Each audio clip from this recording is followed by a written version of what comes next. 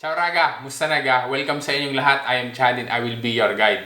Raga, importante ang content ng vlog na are, kaya makinig na maigi at unawaing mabuti. Ari na yung vlog regarding sa Decreto Flusy para sa taon na 2023 hanggang 2025 na hinihintay ng madami. Papaano nga mag-apply niyan?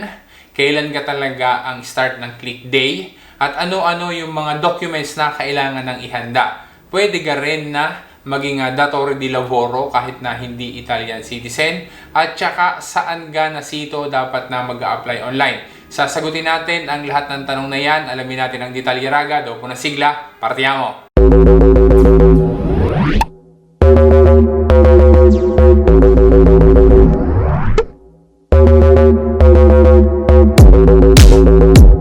Kung first time mo na makabisita, welcome sa iyo. Salamat sa pagbisita mo. Kung ikaw naman ay dati na solid raga, salamat sa patuloy na pagsuporta mo. Ikaw ga ay mag-aayos ng dokumento. Gusto mo ga na mag-apply ng bonus? O kaya naman, kailangan mo ng information na maaaring makatulong sa iyo. Ay siya, tamang-tama sa iyo ang channel na are. Para na sa gayon ay makakapag-adapt ka at makakapag-integrate ka ng mas maayos din sa Italia. Ano lamang yung dapat na gagawin? Mag-subscribe ka sa aking channel. I-hit mo na rin yung bell, piliin mo yung all. Para na sa gayon, wala kang mamimiss sa mga videos. And then, din rin sa aking Facebook page, Chad Will Guide. Sana ay ma-follow mo ko diyan at pwede rin na ako ay i-subscribe mo diyan. Maraming salamat sa iyo, Raga!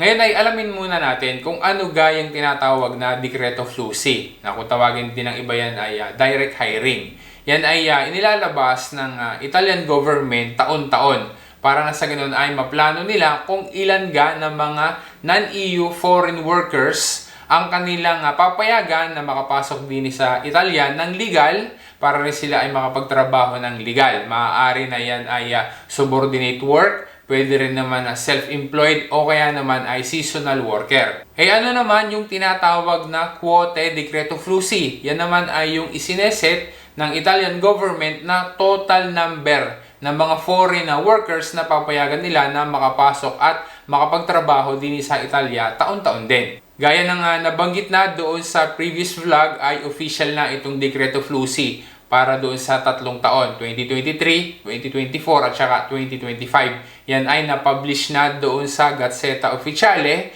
noong October 3, 2023. Ulitin lang natin ang tawag dito sa bagong Decreto Flusy ay triennale kasi nga ay tatlong taon ang cover niyan.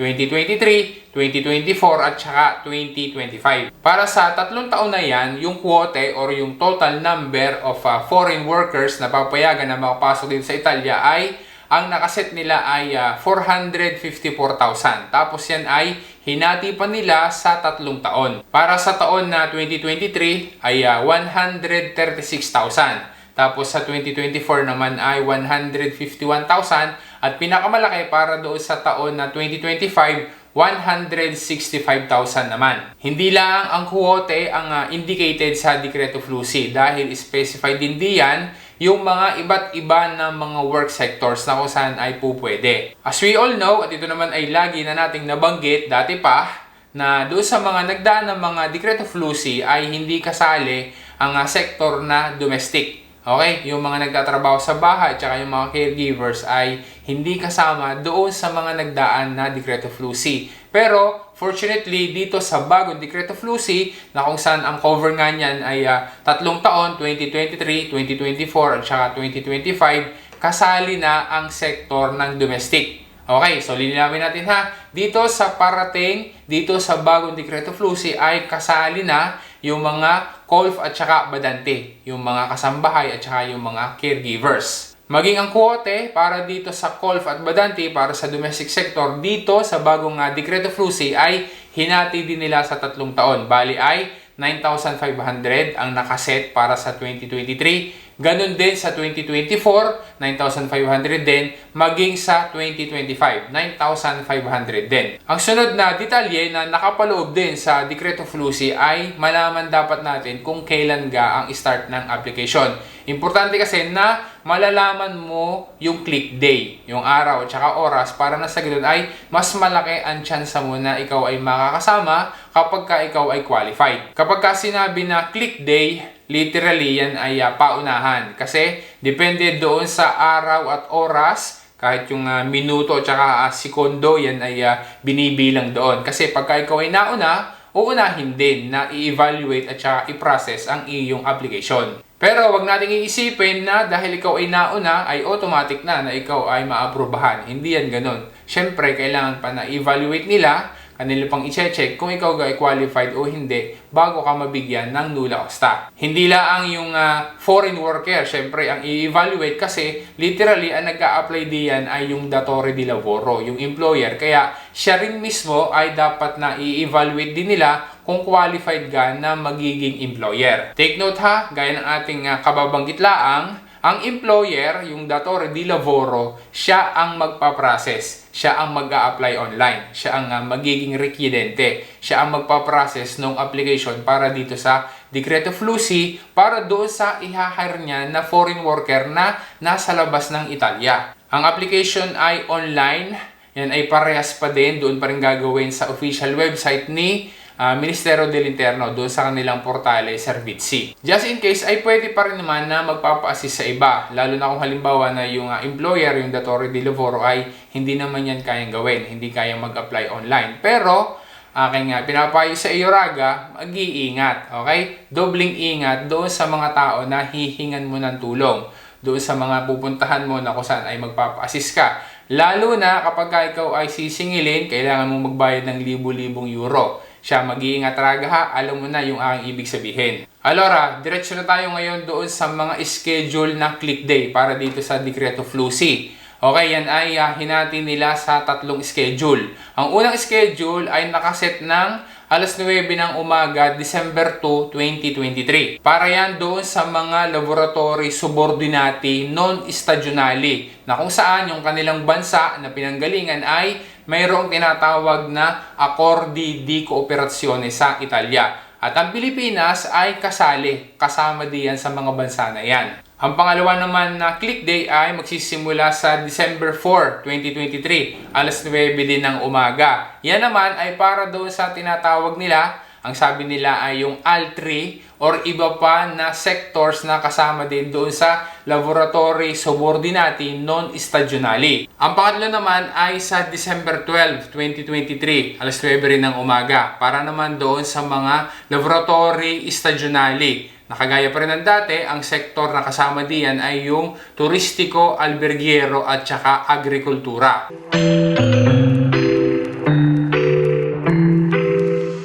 Gaya ng pangako nila, ay kailangan na hintay natin kasi maglalabas pa sila ng isang joint circular si Ministerio del Interno at saka yung iba pang mga government agencies para magbigay sila ng detailed na info at saka specified na instructions lalo na kung sino-sino yung mga sektor na kasali doon sa bawat nakaset na click day. Kaya Raga, aabangan natin yan, huwag kang mag-alala at babalitaan uli kita. Ang application para sa Decreto Flussi ngayong 2023 ay open hanggat hindi nauubos yung nakaset na quota o kaya naman ay hanggang December 31, 2023. Para naman sa taon na 2024 at saka 2025, ang click day naman ay nakaset sa February 5, 7 at saka February 12. Alas 9 rin niya ng umaga hanggat hindi rin nauubos yung quota or hanggang sa matapos ang taon.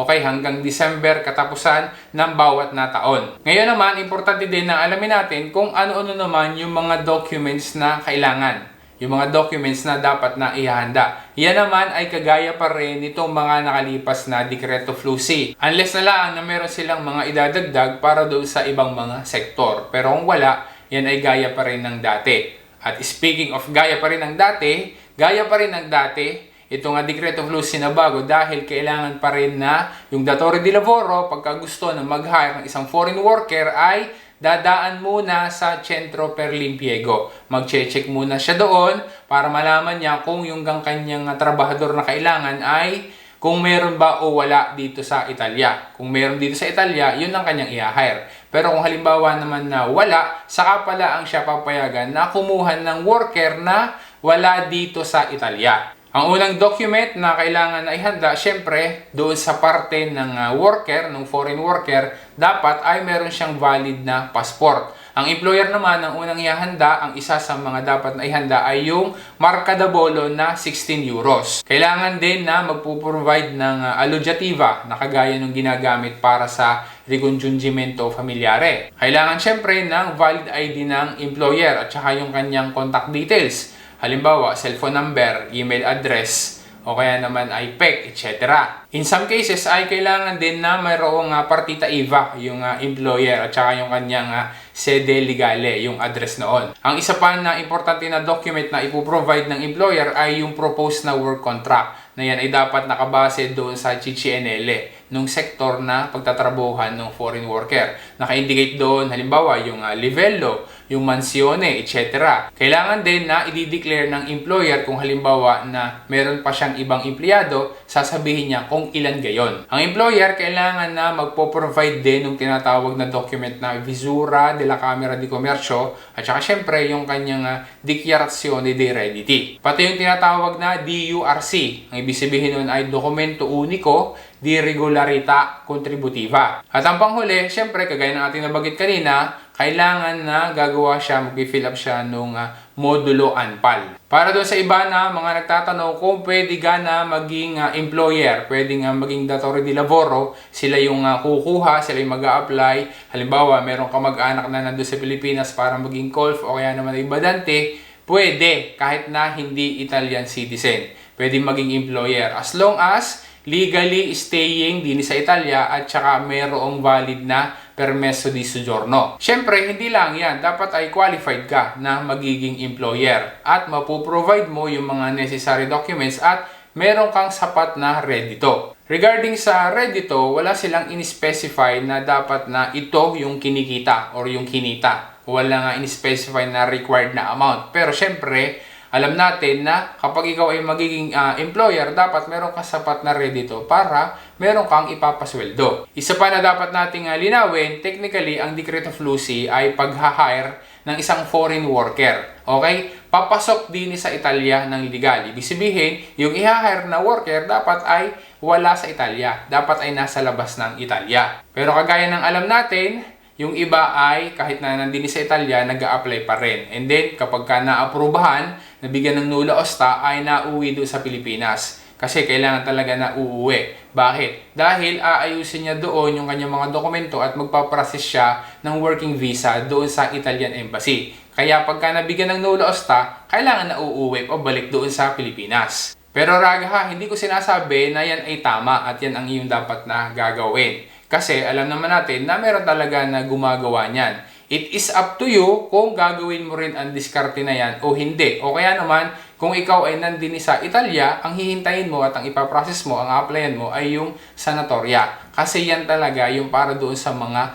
undocumented na nandun sa Italia. Pero alam natin na yung huling sanatoria noong 2020, until now, marami pa rin na nag-apply na hanggang ngayon ay wala pa rin result at naghihintay at ang iba nga ay wala pang linaw kung sila ay mabibigyan o hindi o maaprubahan ga o hindi ang kanilang application. Ulitin lang natin bago natin tapusin ang vlog na are, hihintayin natin yung ilalabas na circulare ni Ministero del Interno at saka ng iba pa ng mga government agencies para na sa ganoon ay malaman pa natin yung mga detailed at saka specified na mga instructions para mas malinaw pa regarding din sa Decreto Flussi na 2023, 2024 at saka 2025. Habang ginagawa ko ang vlog na to ay wala pa silang inilalabas. Pero once na makakuha tayo ng updated ulit na info, hayaan mo Raga, babalitaan uli kita. O Raga, umaasa ako na naging malinaw sa iyo at nakatulong sa iyo ang content ng vlog na are. Salamat sa panonood mo, salamat din sa suporta mo. Just in case, hindi ka pa nakakapag-subscribe sa aking channel, sana mag-subscribe ka na. Hit mo na rin yung bell, piliin mo yung all para na sa gayon ay wala kang mamimiss sa mga videos. At din sa aking Facebook page, sana ay ma-follow mo ko diyan at pwede rin na i-subscribe mo ko diyan. Isa pang way para ako'y matulungan mo. Sana ay tulungan mo ako. Kung gusto mo, pwede mo ako regaluhan ng super thanks. Madali lang naman yan. I-click mo lang yung super thanks icon. O kaya naman, sa Facebook ay pwede mo naman akong padalhan ng stars. I-click mo lang yung give stars. Huwag mo rin kalimutan Raga na mag-thumbs up at malaking tulong sa akin kapag na-share mo rin sa iba ang aking mga vlogs. Once again, this is Chad and always remember, Chad will guide. At si Raga, hasta la próxima.